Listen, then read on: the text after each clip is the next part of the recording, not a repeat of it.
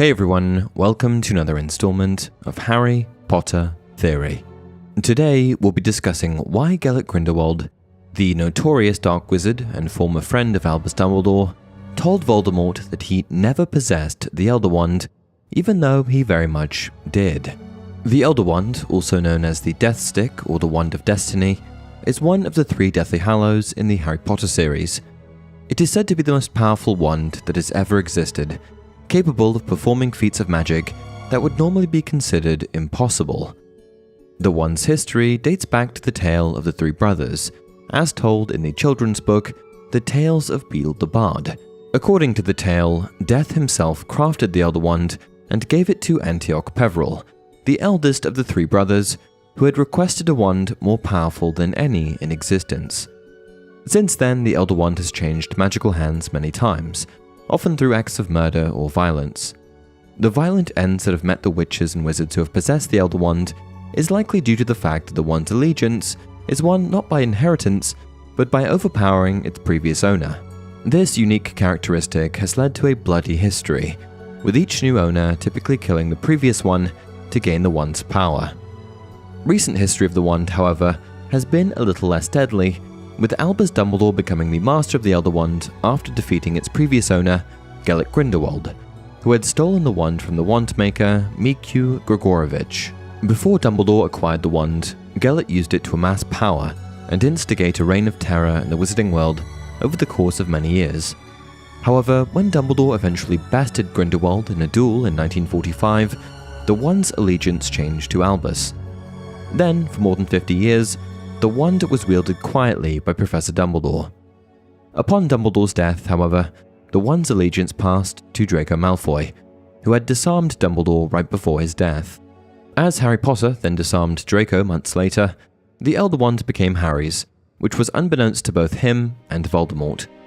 Indeed, the Dark Lord incorrectly believed that Snape, the man who killed Dumbledore, had become the wand's master, which is why Voldemort murdered Severus during the Battle of Hogwarts. But as it was actually Malfoy who disarmed Dumbledore, and Harry who had then disarmed Malfoy, the boy who lived was the true owner of the wand when Voldemort attempted to murder him with it. This is, of course, why the Dark Lord's spell backfired and killed him instead of Harry.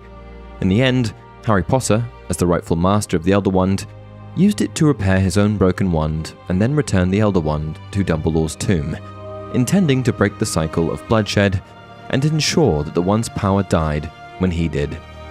So, knowing that during the course of the Elder Wand's history, Gellert Grindelwald was indeed in possession of the Elder Wand at one point in his life, and that Voldemort was desperate to have it, when the Dark Lord asked him about it, why did he lie? Well, in order to understand Grindelwald's reasoning, I think we must first unpack his complex relationship with the wand, as well as the other 2 Deathly Hallows.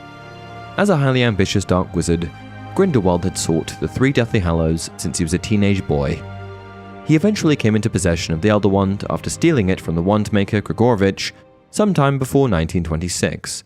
As the wand was fabled to make its possessor invincible, Grindelwald's ambition was to use it to create a new order where wizards ruled over muggles for the greater good. He believed that the Elder Wand, with its immense power, would help him achieve this goal. He used the wand to commit numerous atrocities, marking one of the darkest periods in wizarding history. However, Grindelwald's possession of the Elder Wand came to an end when he was defeated by Albus Dumbledore. The wand's allegiance shifted to Dumbledore, who became its new master. Yet, despite his dark past, Grindelwald went on to show a certain level of remorse for his actions, especially in consideration of his relationship with Albus. Therefore, it's possible that by denying he ever had the Elder Wand to Voldemort, Grindelwald was attempting to show a form of penance for his past actions by protecting Dumbledore and the wizarding world from further harm. In his eyes, he may have thought that he was doing a good thing by trying to keep it from falling into the dangerous hands of Voldemort, realizing just how grave the destructive potential was if the Dark Lord acquired it. And so, his denial to Voldemort could be seen as Grindelwald's way of resisting the dark path he once walked. In his older age, he may have even felt himself to be somewhat of a reformed wizard, and could have believed that if he helped Voldemort acquire the Elder Wand, he would be complicit in the Dark Lord's future crimes against Dumbledore, who he believed to still have the wand, and the wizarding world at large. Another possible reason for Grindelwald's denial could be that he was attempting to protect the Elder Wand, which, as we've just covered, he truly valued and had an incredibly deep understanding of and respect for.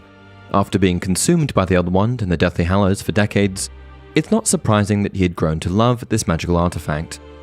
With that in mind, Grindelwald may have believed that he was preserving the historical treasure from a dark wizard who was known for his ruthlessness and lack of respect for the sanctity of magical artifacts. Then there's the possibility that Gellert very well could have just been jealous of Voldemort's rising power. Perhaps, given the fact that the Dark Lord had already had one reign of terror throughout the 1970s, Gellert didn't think it fair to help him rise to power yet again, especially since Grindelwald himself only had one shot at it. His denial of ever possessing the wand could also be seen as a form of defiance against Voldemort, as Grindelwald was still a proud wizard despite being imprisoned. By denying Voldemort the information he sought, Grindelwald could have been asserting his only remaining power, refusing to bow to Voldemort's will. This is especially worth considering since the Elder Wand is a clear symbol of power within the wizarding world. My final possible explanation as to why Gellert lied to Voldemort about the Elder Wand is this. Perhaps Grindelwald lied because that's what he did. Aside from denying that he ever had the Elder Wand, Grindelwald also withheld the truth from many people on a number of occasions. Of course, these are just the instances that we know of, but for example, he manipulated a young Albus Dumbledore into believing that the two of them could use the Deathly Hallows for the greater good by subjugating Muggles and asserting dominance over the wizarding world. While Dumbledore knew much of what Gellert's motivations were with the Deathly Hallows, he didn't know all of it, likely because he didn't want to know. But whether Albus chose to ignore things or he was openly lied to by Gellert, Grindelwald certainly hid some of the more violent bits of the plan from Dumbledore in order to keep Albus captivated with the idea of them ruling the world together. Later in his life, Grindelwald once again lied to a Dumbledore, this time a misguided Aurelius Dumbledore, in order to manipulate the young boy into doing his bidding and fighting his fight. After recruiting Aurelius, who went by the name Credence Barebone when Gellert found him, he lied to the boy about his identity throughout the Fantastic Beasts series. Initially presenting himself as a high-ranking MACUSA official in order to gain Credence's trust and exploit his obscurial powers, Grindelwald continued to manipulate Credence for years. He even told Credence that he was the only one who could kill Albus Dumbledore, despite knowing that anyone, just not himself, could do it. And Credence wasn't the only one of his acolyte recruits that he lied to. The only way he was able to sway Queenie Goldstein, a powerful witch and skilled legilimens, was by lying to her, insisting that he wanted to help protect Muggles from the dangers of the magical world. In reality, however, he wanted to enslave them under wizarding rule.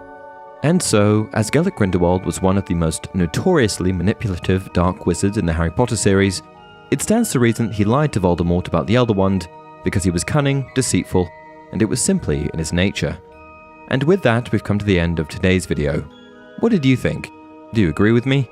What do you think is the most likely reason Grindelwald lied to Voldemort about the Elder Wand? Please share your thoughts in the comments below, and as always, if you enjoyed this video, don't forget to like it and subscribe to the channel. Until next time, remember, it does not do to dwell on dreams and to forget to live.